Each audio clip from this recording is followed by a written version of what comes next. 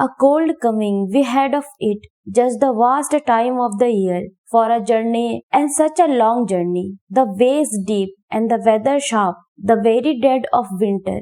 दोस्तों, स्पीकर जो ट्रैवल करने वाले मजाई में से एक है। पोयम की स्टार्टिंग उस जर्नी का एक कॉम्प्रिहेंसिव ओवरव्यू देकर करता है जिस पर वह और अन्य मजाई निकले थे। यह एक जॉयफुल ट्रिप नहीं थी, उन्हें ठंड का सामना करना पड़ा, लोगों को भयानक मौसम से निपटने के लिए मजबूर होना पड़ा जिसने सब कुछ मुश्किल बना दिया। स्पीकर ट्रैवल के दिनों को वर्ष के सबसे बुरे समय जर्नी के लिए शो करता है। इस फैक्ट के कारण कि वे ट्रैवल करने का समय नहीं चुन सकते थे, उन्हें इस कंडीशंस का सामना करना पड़ा।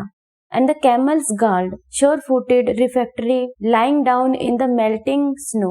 दोस्तों, पोएट कहते हैं कि इस टाइम केवल आदमी ही सफर नहीं कर रहे थे, बल्कि उनके ऊंट और जो लोगों के थ्रू चलने के लिए मजबूर थे, पेन से पेनफुल, पैरों में दर्द, वीकनेस से सफर कर रहे थे और वो थक के अल्टीमेटली पिघलती बर्फ में लेट गए। There were times we regretted the summer places on slopes, the terraces and the silicon gulls bringing शरबत। दोस्तों, यह इंटरेस्टिंग है कि पोएट ने इस रचना की स्टार्टिंग इस तरह से की जो जीसस क्राइस्ट के जन्म के बारे में है। इसमें चिल्ड्रन से मिलने के लिए सवार होकर आने वाले मैजेस्टिक क्रिएचर्स की इमेज को हटा दिया गया है, इसके बजाय उन्हें डीपली ह्यूमन फॉर्म में शो किया गया है। वे भी उसी तरह से सफर कर रहे थे जैसे कोई भी रूरल एरियाज में ट्रैवल करते टाइम होता है। स्पीकर ने पॉइंट पर यह भी कहा कि वे ऐसे टाइम थे जब हमें रिग्रेट होता था या समर के प्लेस, टेरेस और सिलिकॉन गर्ल्स शरबत लाती थी। ये सभी उनके घर के एलिमेंट्स थे जो उन्हें फैमिलियर थे और जिनके बिना उन्हें ट्रैवल नहीं करनी पड़ती थी। Then the camel man, cursing and grumbling and running away and wanting their liquor and women।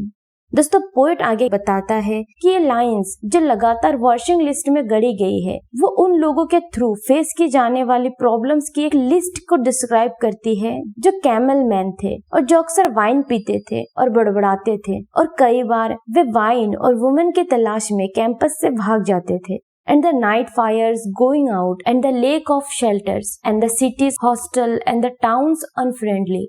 दोस्तों, आगे पोएट कहते हैं कि आग बुझ जाने की वजह से कैंपस अक्सर ठंडे होते थे और आदमियों और जानवरों को सूखा रखने के लिए कोई शेल्टर भी नहीं थे। नेचर के साथ इन प्रॉब्लम्स के अलावा उन्हें रूडली और सिटीजन और अनफ्रेंडली टाउन्स को फेस करना पड़ता था जो उनके हेल्प करने के लिए रेडी नहीं थे।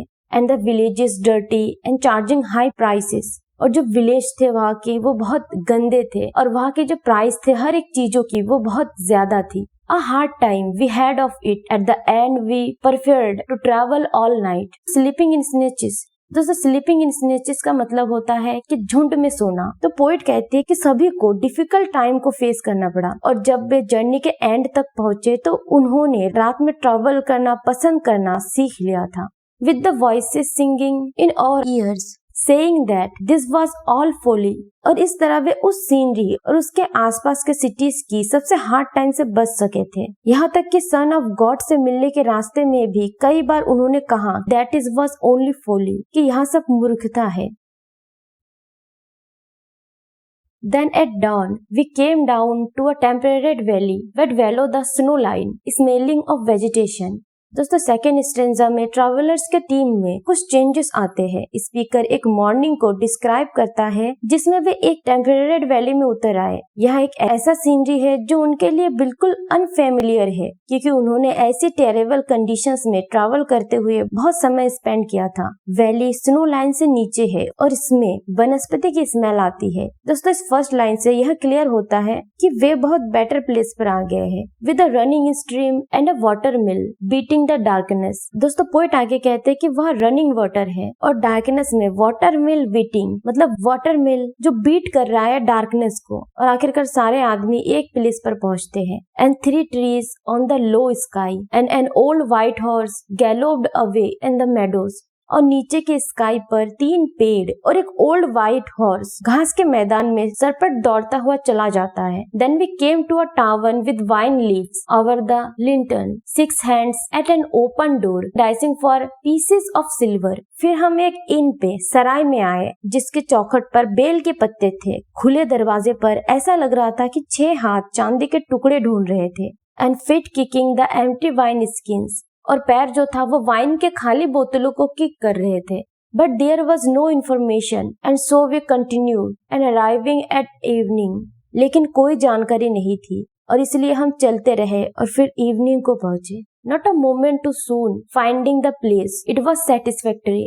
जगह ढूंढते हुए एक पल भी जल्दी नहीं हुआ क्योंकि यह सेटिस्फाइंग था। दोस्तों, उन्होंने क्राइस्ट के बारे में इंफॉर्मेशन पाने के लिए एक इन पर मतलब एक सराय में इंक्वायरी की, लेकिन उन्हें कुछ नहीं मिला। स्पीकर ने कहा, हर कोई भूख, भयंकर ठंड, शेल्टरलेस नाइट और इनसेंसिबल सिटीज को फेस करने के बाद अपने फाइनल ब्रेकिंग पॉइंट के काफी ज्यादा क्लोज था। कोई उम्मीद कर सकता है कि स्पीकर उस स्टेज में अपने आने पर हैप्पी होगा जहाँ क्राइस्ट का जन्म हुआ था। ऐसा नहीं है। वह कहता है कि स्पीड से वे अल्टीमेटली पहुंचे, वही सेटिस्फाई थी, इससे अधिक कुछ नहीं। फिर वो आगे कहते कि यह लक की इम्पोर्टेंट नेचर के बजाय प्लेस की भौतिकता का रेफरेंस हो सकता है, लेकिन किसी भी तरह से यह उस मोमेंट को डिस्क्राइब करने का स्टनिंग लुक और डिसअपॉइंटेड वे नहीं है।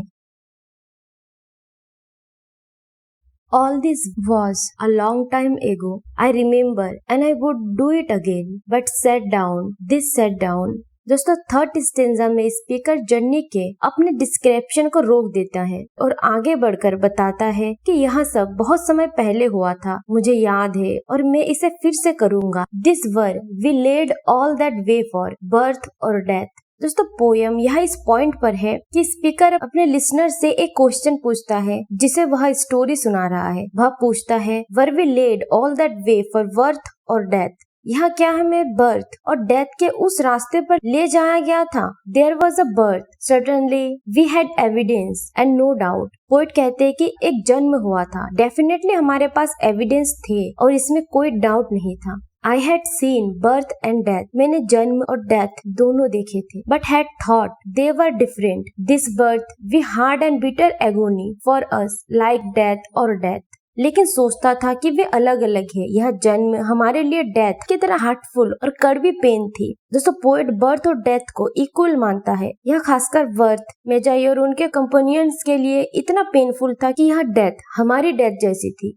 We return to our places, these kingdoms. Trip खत्म होने के बाद वे अपने प्लेस, अपने किंगडम में लौट आए।